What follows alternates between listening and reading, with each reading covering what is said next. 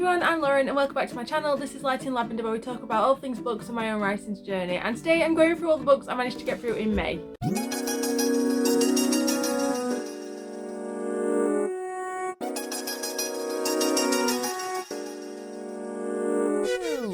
May was pretty much an alright reading month, to be honest. I got through 5 books in total. Only one of them was an actual physical book, but I do have 2 physical copies with me because one of the ebooks that I read I then later purchased because I needed the beautiful cover on my bookshelves. I'm going to caveat this with, I know there's a lot of talk going around Sarah J Maas in particular at the moment, re Israel and Palestine, and the comments that she made in an article 5 years ago. I have done a lot of research and I can't find anything recent, although the fact that I've not also seen her say anything recently is a little damning in itself. I'm not entirely sure how I feel about that, but I think because nothing overtly has been said, and I've not read the series that apparently also shows the sort of colonialization maybe. I've seen a lot of talk around it and I know that it's a sore subject for some people. I did buy one of the books secondhand because I wanted the cover more than anything because I really enjoyed it, and I'd already bought the ebook previously, so in one way I've not really supported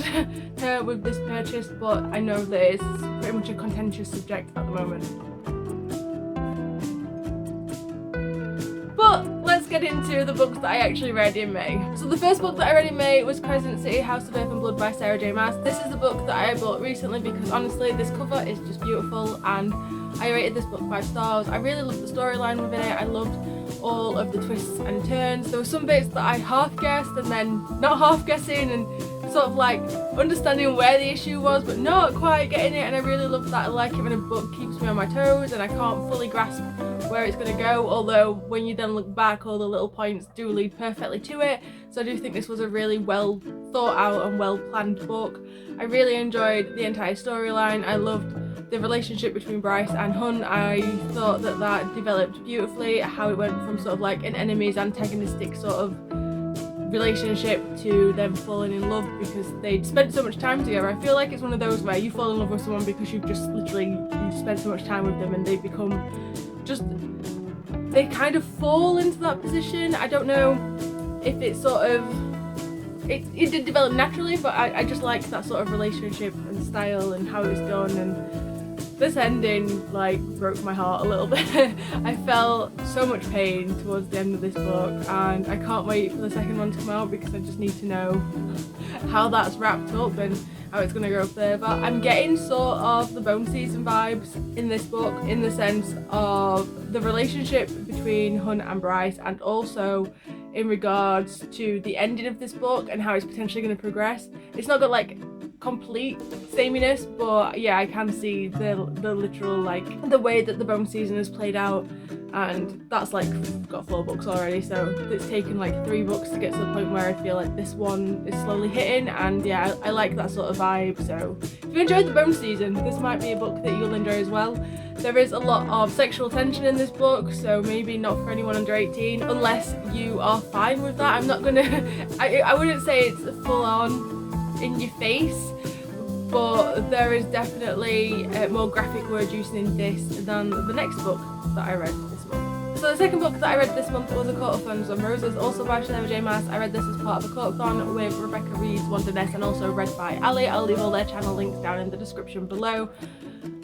I've never read this book before and I heard everyone saying, oh, there's so much smut in this book, oh my god, it's awful, and I think I've been reading too many adult romances because this was like, there was nothing there. There was a lot of sexual tension in this book, but like I said, this one is a lot more subtle than House of Earth and Blood, and I think this is because this is definitely aimed at YA audiences, whereas Crescent City is a new adult market, and you can tell with the word choicing that's being used. I like the vibe of new adult. I do think that this tends to have some sort of like more adult themes, and it's not fully YA, but yeah, the smut in this is very minor. I don't think it's that bad, but again, I read a lot of adult romances. I don't really talk about them a lot because I've not read one in a while, but yeah, this is like a very laid back one. This follows the story of Feyre, who is a human who kills a fairy, and as part of a treaty that was signed before she was born, apparently she has to be whisked away to the fairylands or killed as forfeit.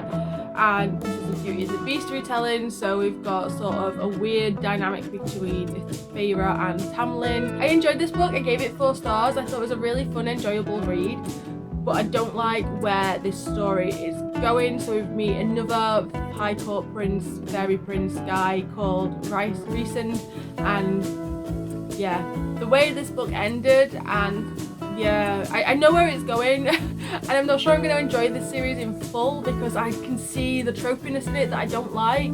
So I could just see everyone hates Tamlin, who is the guy that is the beast from the Beauty and the Beast retelling. But also it's a Scottish mythology thing that I found out recently, and if you look up the story of Tamlin and read that, it is pretty much this entire book, and I'm like, what?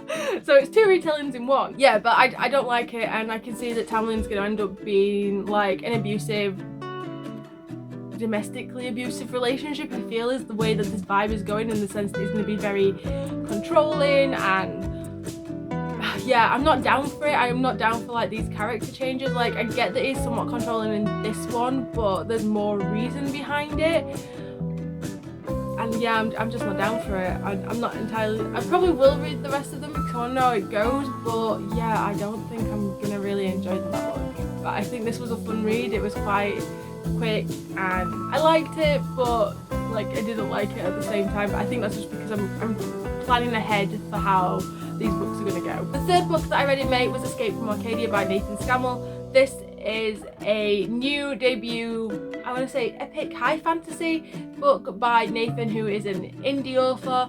I received this book free of charge in order to give a review on the audiobook, and I'm only an hour in between this one, so I'm stuck between 3.75 and 4 stars for this book. I enjoyed the overall storyline. I didn't like how the narrator narrated the female characters. It gave the wrong vibe to me, and it kind of like put me off the female character, so that was not entirely great. But again, that was more of the narrator issue, so I'm glossing over that.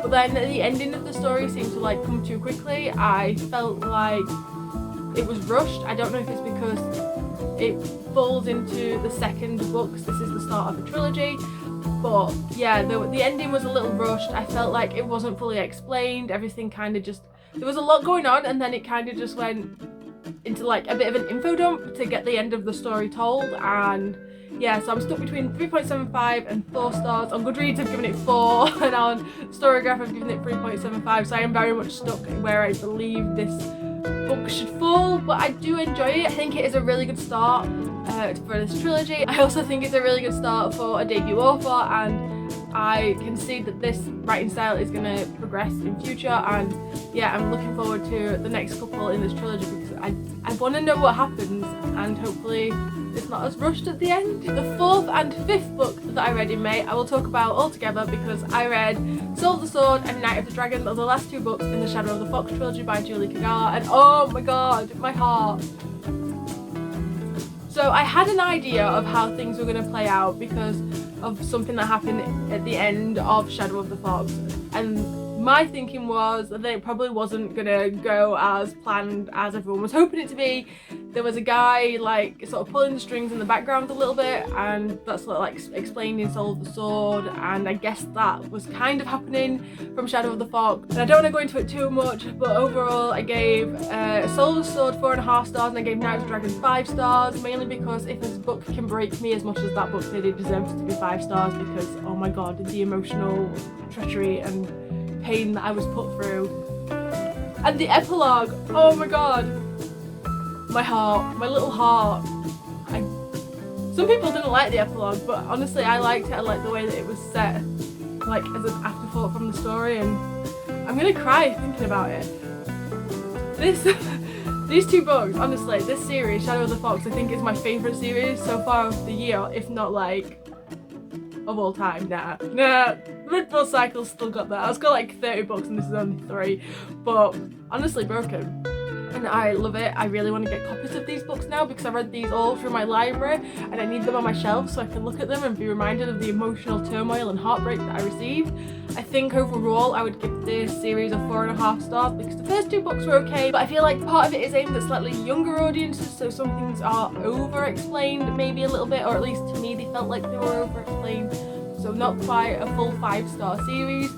But I don't care because even though it's not a 5-star series in full, I think that the enjoyment factor, the Japanese mythology that was explained throughout, the relationship between Yumiko and Tasume, and I just loved it. There's just so many little intricacies, and I don't want to give anything away, but everyone please go and read this book so that I can just explain it and speak to you all because it's so wonderful. It's just, I feel so broken. And now part of me is like, I'll never write anything this wonderful. How? So those were the 5 books that I read in May. Some were really good and some were a bit, it wasn't too bad of a reading month, I don't think. It was, I'd say it was a decent one. I'm impressed that I managed to get through so many books, to be honest, because Crescent City is quite huge. I think the actual physical book is like over 800 pages, so I'm doing alright. If you've read any of these books, let me know what you think of them down below. Do you have any issues with them? Is there anything that you think could have been done better? If you like this video, don't forget to give it a like, and also if you want to see more of my videos, don't forget to hit subscribe. There's a new one out every single week. I hope you're all well and you're all staying safe, and until next time, bye!